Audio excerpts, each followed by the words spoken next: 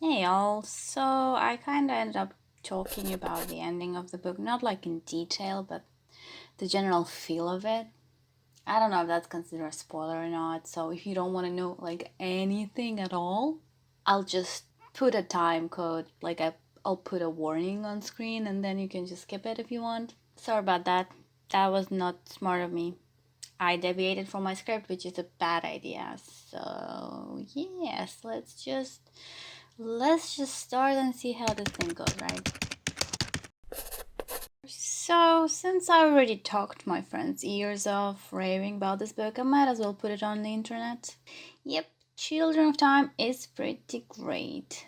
It made me kinda like spiders. No, really, there's a spider on my wall that's been chilling there for like 5 days now. And I'm okay with that. I named him Mr. Spindly. We're friends now. Well, I don't know how he feels about me. Also, he hasn't moved at all for like 5 days. So he might be dead. Anyway, Children of Time by Adrian Tchaikovsky.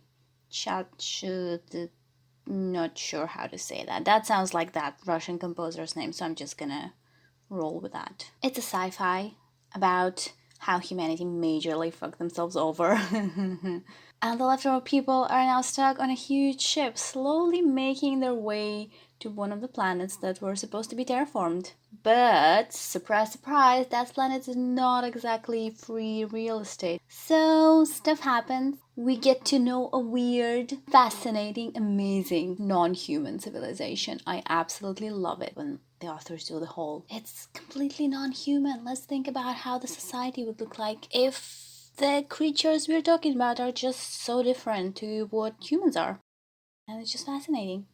I also love how this book operates with these huge chunks of time, like a lot of time passes, and the author still makes us keep up with the story and be interested, even though we do change characters.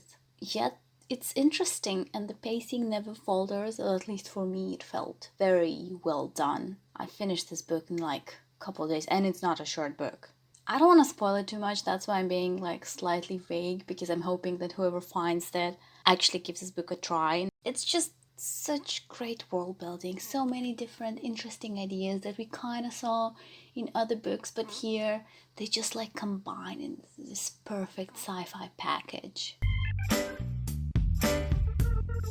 And I also found it, I don't know, oddly touching. I did cry so hard by the end of the book. Last couple of pages, I just found myself weeping like a freaking baby. And, yeah, I am a bit of a crybaby, but still, I don't cry at every book, so it's still something that it affected me that much. I just found it like surprisingly hopeful and nice, where everything kind of tends to be like a lot of our modern shows and stuff is very grimdark. Or maybe I'm not up to date with the modern media from grimdark is like last season, but maybe I'm spoiling it by talking about the ending. Whoops. Alright, so if you like sci fi, like me, you haven't read this yet, so give it a try. I'm not sure it would be a good like entry level into sci-fi if you're just starting and you wanna kind of get into sci-fi. I'm not sure that's the book because it's a bit thick and it has like a lot of weird elements. Not weird, but like sci-fi specific that might seem weird to people who haven't read sci-fi before. But what do I know? I'm just a cat. Okay.